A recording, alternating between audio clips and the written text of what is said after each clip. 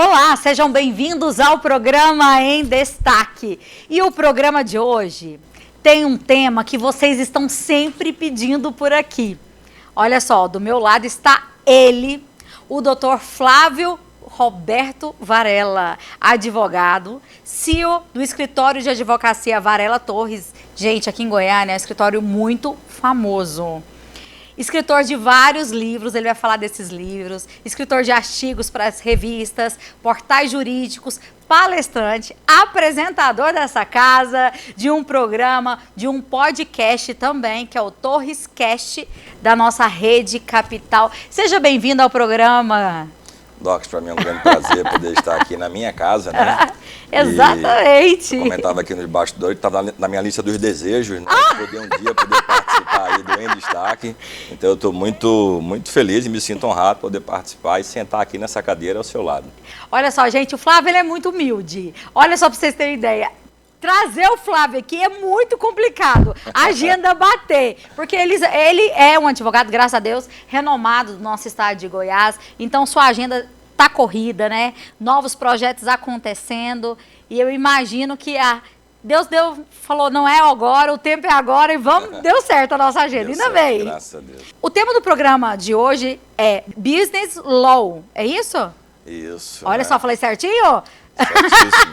Primeiramente, o que é o Business Law? Interessante que o Business Law é uma área que vem sendo discutida, né, como uma atuação nova. Ela vem aí de uma vertente do direito anglo-saxão, né? E se a gente fosse traduzir de forma nua e crua, seria direito empresarial. Mas o brasileiro sempre é muito inteligente. Muito. Ele trabalha com Business Law em relação a uma área multidisciplinar do direito. Então, os escritórios são full service, que buscam o CNPJ, né, empresas, independentemente do seu porte, do seu faturamento, seja uma indústria, uma fábrica e etc. Então, o Business Law, ele chega para poder abrilhantar esse conjunto de regulamentações do direito para poder auxiliar as empresas que querem crescer, que querem se tornar aí, internacionais, né? Ou que têm dificuldades que precisam ser organizadas através aí desse seu dia a dia com os preventivos aí do direito. Mas esse é o objetivo principal na hora que a gente vai até a sua empresa para contratar um advogado nessa área? Isso. O que acontece? Quando você procura um advogado especificamente na área de direito empresarial, ele vai atuar em algumas questões básicas, dentre outros, por exemplo, a verificação do seu contrato social. Verificar se esse seu contrato social, ele traz ali algumas vertentes que são importantes, a exemplo, numa dissolução de uma sociedade, né? Há uma possibilidade de um empréstimo bancário. Todos os sócios assinam em conjunto ou apenas um? Eu quero vender parte da minha sociedade, eu posso vender para um terceiro ou tem que ser primeiro internamente? No Business Law, quem atua com isso aqui no Brasil, ele amplia, ele faz um estudo prévio de qualquer necessidade daquela empresa, desde vertentes da área trabalhista, da área consumerista, a área hoje do LGPD, né, em relação à transmissão de dados e etc. Então ele é especialista em poder mapear ali problemas, né, existentes e estruturação para crescimento desse CNPJ. É um trabalho preventivo, né? Eu estou falando isso com o Flávio, gente, porque o Flávio, ele é o advogado das minhas empresas particular e ele também é fenomenal em tudo isso, né, nesse processo. E eu vejo o seu trabalho, por isso que eu queria com o pessoal de casa para explicar. Seu trabalho é fantástico, né? Obrigado. Parabéns. Parabéns para toda a sua equipe. Como a gente estava falando aqui nos 5 anos já, acredito. 5 anos. Gente, e isso aqui não perdeu nenhuma causa comigo. Nós estamos juntos. Flávio, mas é um trabalho preventivo, né? Isso. E aí, como que funciona isso? Você chega na empresa, como que funciona? Além de você trabalhar a parte que você falou antes, do CNPJ, você trabalha, tipo assim, olha, isso aqui tá certo, isso aqui tá errado, vamos modificar isso. Fala um pouco desse processo pra gente. Nós temos na nossa atuação algumas características que são importantes para essa parte aí preventiva, né? Você de casa que me assiste. Quando a gente chega numa empresa, a gente vai tentar aí detalhar, mapear quais são os problemas. Então a gente pede desde já na parte preventiva todos os contratos existentes dentro da empresa. E eu entro com uma equipe multidisciplinar onde a gente vai fracionar com especialistas de cada área para que a gente possa fazer aquele business, aquela empresa, ela primeiro ter segurança jurídica. Sim. Não adianta, exemplo, eu tenho um funcionário que assina um contrato padrão aí de uma contabilidade que não às vezes entra a fundo de poder estruturar cláusulas específicas para aquele tipo de contratação, para aquele tipo de empresa em específico. Então a gente vai com a nossa equipe trabalhista, nesse caso aqui, reestruturar toda essa parte desses contratos. A gente faz o estudo também, por exemplo, em relação ao que é que se tem. Essa empresa ela vende pela internet, a gente vai entrar com essa parte do direito da tecnologia para poder estruturar o que pode e o que não pode ser feito para essa empresa. Também é outro trabalho preventivo. Se essa empresa ela quer ampliar aquele tipo de negócio dela na área internacional, a gente busca saber a legislação internacional, o que é que são necessários de eu ter internamente para que eu possa expandir essa empresa para outros países, por exemplo. Então a gente vai atuar de forma multidisciplinar sempre. A gente vai oferecer de forma, num contrato que seria unilateral, digamos, em relação a um único escritório, né, várias áreas de atuação divergentes para poder atender aquela empresa que nos contratou. Então ele vai ter num único escritório, um escritório de ponta que consegue ser full service, para que ele possa se sentir atendido e com segurança diante de todas as suas necessidades do direito, né? Claro, o direito brasileiro, né, a princípio. Não, e eu gosto muito disso, porque parece assim, gente, parece um seguro que você faz para sua empresa, né? Porque ele entra em cada área da empresa, você consegue passar segurança para a gente em cada área, tanto da área trabalhista, tanto dos clientes na hora da gente fazer o contrato, como que os funcionários estão trabalhando, se está certo, se está legal, como deve ser esses contratos. Então eu gosto dessa, eu falo que é um seguro preventivo, mas né? É bem semelhante. É um seguro. Fala pra gente um pouco da experiência empresarial sua. Como que você começou a interessar nesse ramo específico, né? Porque eu conheço um pouco da sua história. Você veio lá do Nordeste, não é isso? E é interessante aí que, por exemplo, em Recife eu era advogado de bairro, né? Eu nasci numa região lá de Recife, uma região do subúrbio, uma região que eu falo que é simples lá, e poucas pessoas da minha região tinham a oportunidade de estudar. Eu sempre fui muito precoce. Então, por exemplo, eu saí Inteligentíssimo, gente. Não pode casa, elogiar muito, mas é. Eu casei com 23 anos de idade, então assim, eu tinha acabado de me formar e já saí de casa, peguei minha malinha porque eu tinha um foco. Pelas pessoas me verem naquela época, né, o estudante de direito, ele andava cheio de códigos, né, de vademecum, livros da lei. Então eu tinha minha mochila e sempre andava debaixo do braço com um vademecum. Então eu me tornei um advogado de bairro. Então assim, antes mesmo, ainda quando estagiário, as pessoas me procuravam como se advogado fosse. Então assim, eu virei um advogado de pessoa física. Maravilha, muito bom. Mas existe uma dificuldade para quem atua nessa área.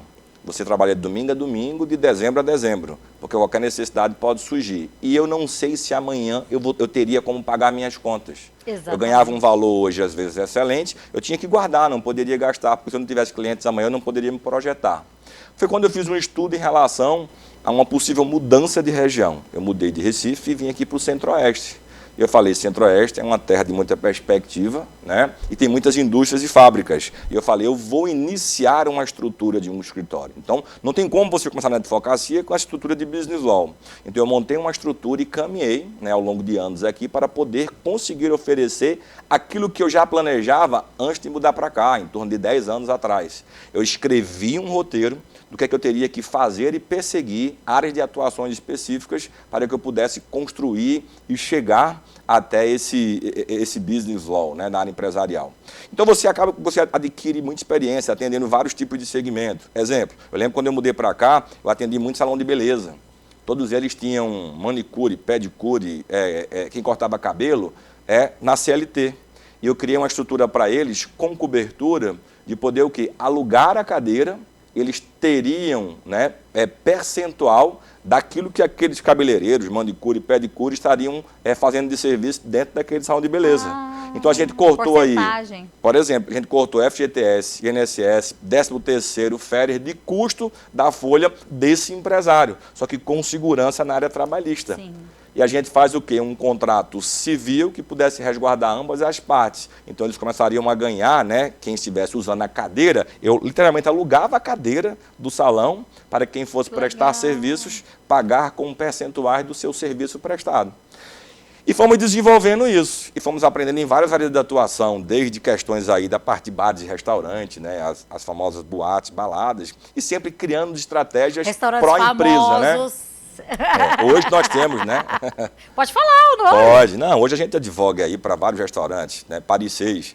Na verdade, quando o Paris 6 veio para Goiânia, nós acompanhamos desde o projeto inicial da discussão lá da parte ambiental, né, que tem na lateral ali do Goiânia Shopping, até o contrato Shell, depois toda a decoração, o forno, porque lá tem os Grand Gâteaux, tem que ter um forno específico, com a temperatura específica, senão aquele Grand Gâteau não consegue funcionar. Olha, a gente nem imagina. E outros cases que a gente foi pegando, as churrascarias aqui de Goiânia, né, nativas, acompanhamos o procedimento na mudança, Lancaster nativas, a Nordes, Deck Mambo, né? Hoje as principais boates que tem aqui, né, Vilão, Azul, a gente faz. Assim, são muitos restaurantes, porque a gente caiu também na graça de, por advogarmos exclusivamente para a empresa, não advogamos para reclamante, então eles sentem confiança, porque a gente vai pensar sempre pró-empresário. Sim. Né? Então a gente foi desenvolvendo essas técnicas aí para o empresário e a gente monta os manuais nossos internos para poder atender os segmentos, seja uma indústria que tem centenas de funcionários ou milhares, até uma empresa de pequeno porte, uma empresa familiar, a gente consegue atender, porque são estruturas semelhantes, independentemente do porte. O que vai mudar é o quê? A área de atuação e quantitativo de pessoas que estão ali envolvidas. Como que faz para te achar aí, Flávio? Eu vou deixar meu e-mail de contato. Então, se você tiver alguma dúvida, doutor Flávio, eu preciso de uma informação. A gente sempre tem um prazer de poder auxiliar. Eu acho que antes mesmo de dizer que nós somos advogados, nós temos um sacerdócio de vida.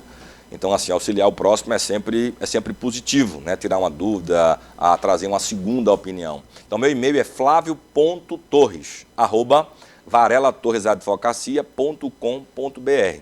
E minhas redes sociais, vou deixar aqui o Instagram, tá certo? dr.Flávio Varela Torres. E um detalhe, tá, gente? Eu tenho um canal do YouTube, também com o mesmo nome, dr.Flávio Varela Torres, e lá a gente tem muito material informativo da área jurídica, desde a área condominial, imobiliária, cobrança, tributária, Top. tem muita coisa. Tira muita dúvida. E gratuito, tá? É gratuito, exatamente. Flávio, eu queria agradecer a você no nosso programa. Passa rápido demais, gente. Pois é, já passou, né? Queria agradecer a sua presença. Obrigada mais uma vez por estar conosco nesse projeto, né? Que já vai mais de 5 anos. E obrigado por ter vindo aqui tirar essas dúvidas, né? Que eu tenho certeza que é a dúvida de muitos empresários que às vezes nos assiste e que não faz essa prevenção antes, né? Eu acho que a melhor coisa que tem antes do problema é a gente já prevenir o problema. Já chega forte quando tiver o problema para poder enfrentar. Agradeço a todos, né, todos os nossos telespectadores, ouvintes. Muito obrigado, Doca, de coração, é um prazer. E não foi brincadeira não, tá? Tava na lista lá dos desejos lá, um dia eu poderia estar no meu destaque. E hoje eu realizo um sonho aí, tá certo? Obrigado mesmo de coração. Deus te abençoe. Nós vamos agora para um breve intervalo e já o programa em destaque volta. Senta que a história é boa. Rapaz, um dia eu fui pescar, eu levei uns barrigas verdes comigo. E mexe daqui, mexe dentro da canoa, eles derrubaram a isca dentro do rio. Eu fiquei chateado demais. Aí eu catei um biscoito da rancheira, comecei a comer, o peixe, zap, levou meu biscoito. Quando eu levei na boca, outro peixe, zap, eu puxei e falei, moleque, que não, meu filho. Esse biscoito da rancheira aqui é meu filho, viu? Não é história de pescador, não. Eu não minto. Rancheiro, quem tem história tem mais sabor.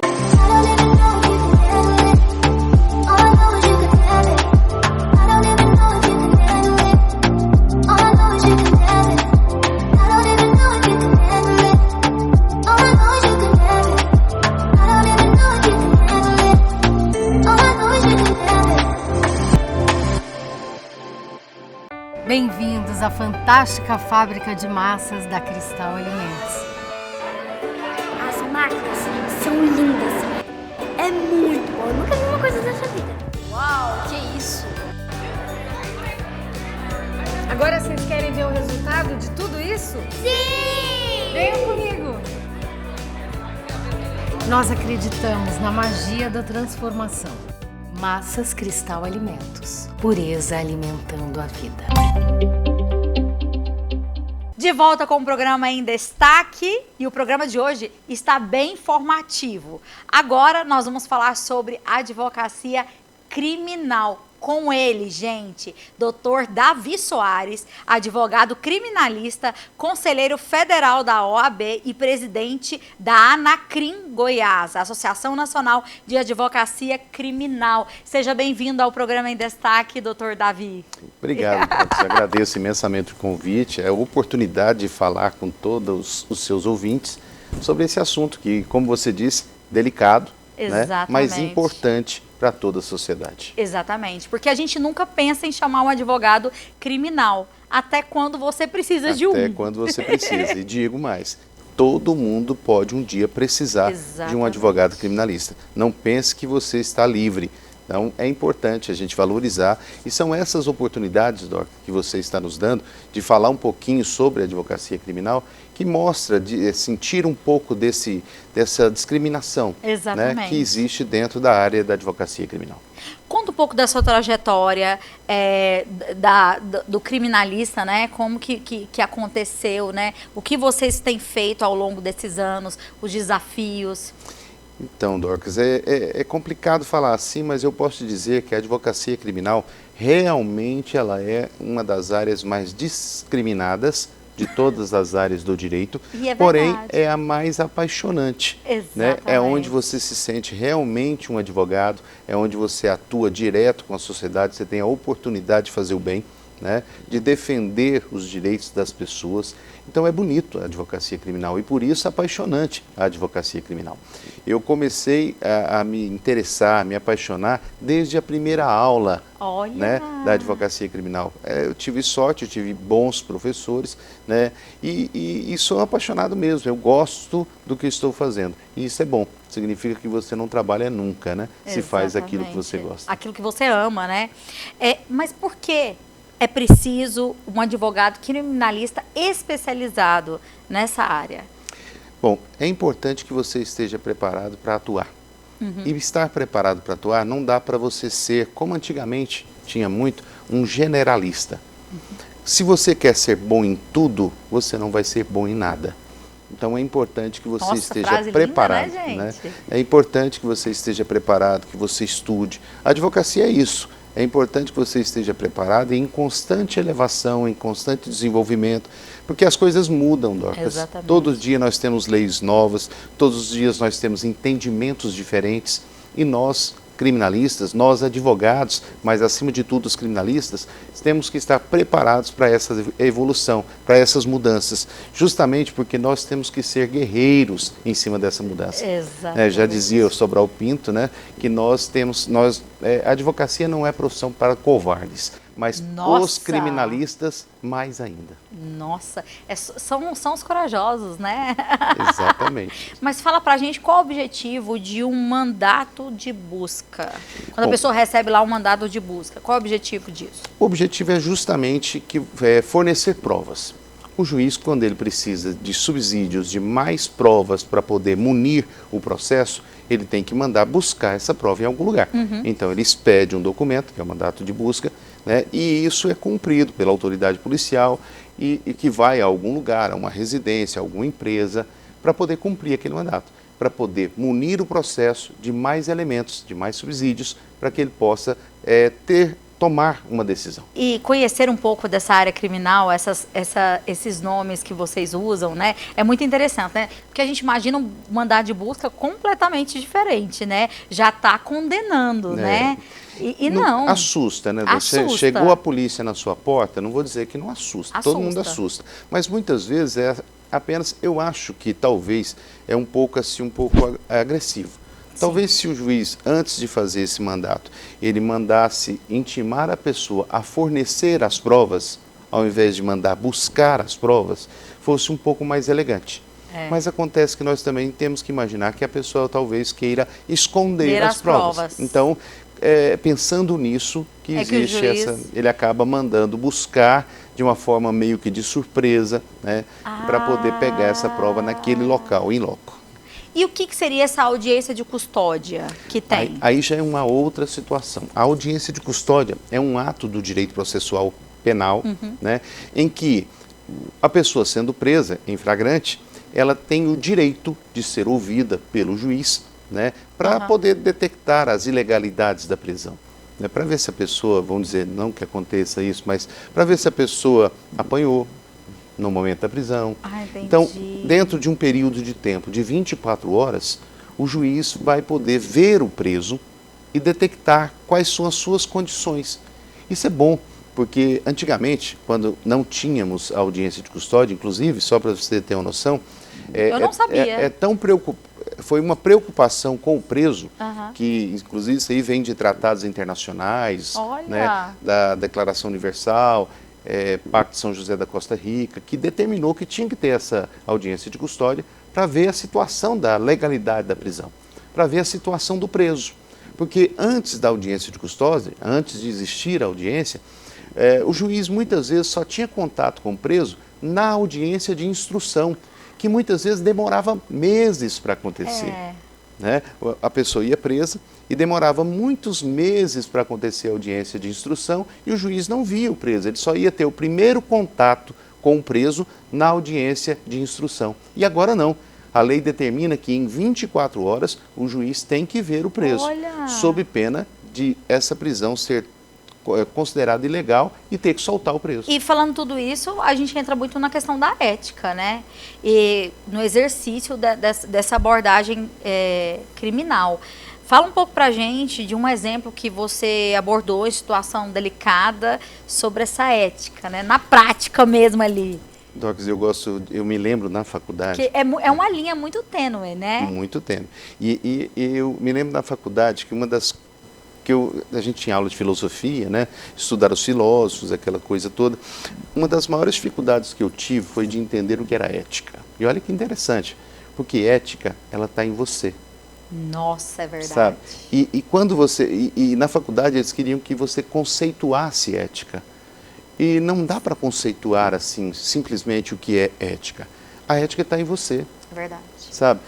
E isso é muito delicado, você tem que entender. E por isso, na advocacia criminal, sobretudo, você tem que ter muito cuidado na hora que você vai falar de ética. Porque a linha é muito tênue, como você colocou, entre o advogado e o bandido.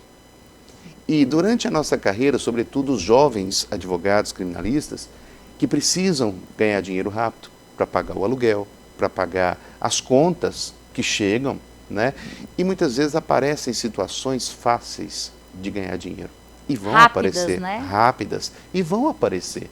E você precisa ser ético, cuidadoso e pensar, será que isso é certo? Será que eu vou colocar a cabeça no travesseiro? Sabe? E essa linha é muito tênue. Às vezes você não percebe que está ultrapassando essa linha. Essa fronteira. Ética está em você. Pergunta, isso vai ser bom? Olha só. E por isso, né, que nessa carreira brilhante com muita ética, você se tornou presidente da Anacrim, né, Goiás. Fala um pouco pra gente quais os principais desafios que você tem enfrentado na presidência. E eu tô vendo aí que seu nome está sendo muito cotado, hein?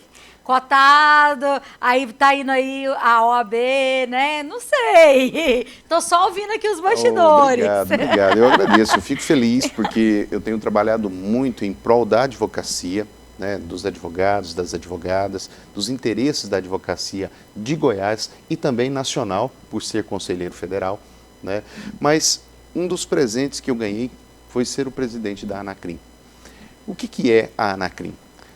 Antes de falar o que é a Anacrim, eu vou fazer uma colocação muito rápida, né? É importante que a gente tem vivido, todo mundo percebe isso, nós temos vivido uma quadra de criminalização da advocacia em geral. É verdade. Sobretudo da advocacia criminal. Então, a advocacia criminal tem sido muito criminalizada. E se ela está tão criminalizada, nós precisamos de alguém que a defenda.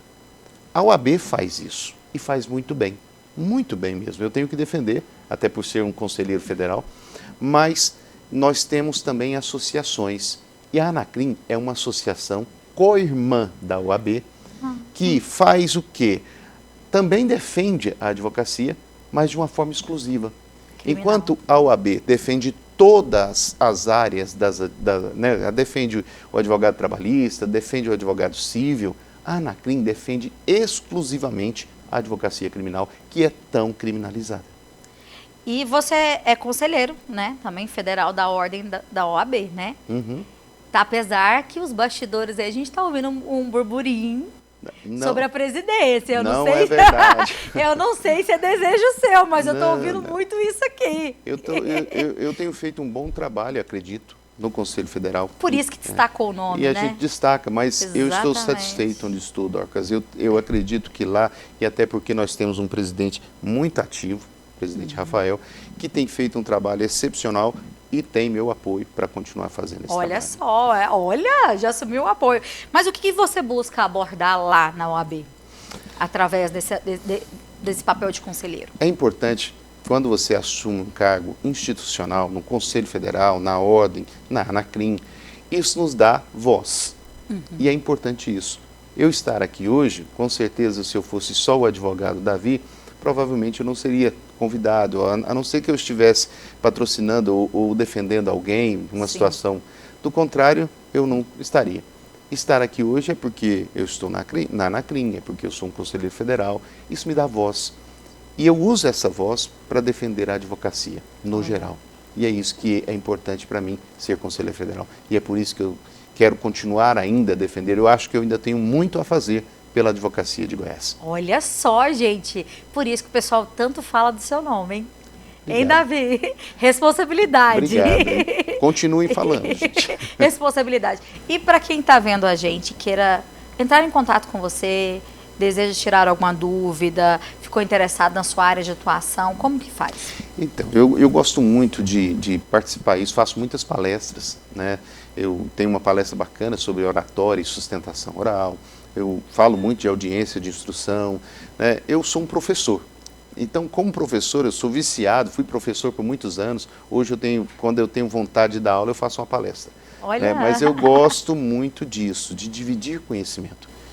Quando você divide conhecimento, você agrega pessoas. É verdade. E eu tenho crescido muito com isso. As pessoas admiram quem divide conhecimento. Então, eu estou aí à disposição, me sigam no Instagram, David, né? Não é David, mas é David Soares ADV, né? Meu Instagram, ou pelo meu celular, 629-8108-7050. Queria agradecer você por ter tirado as nossas dúvidas, né?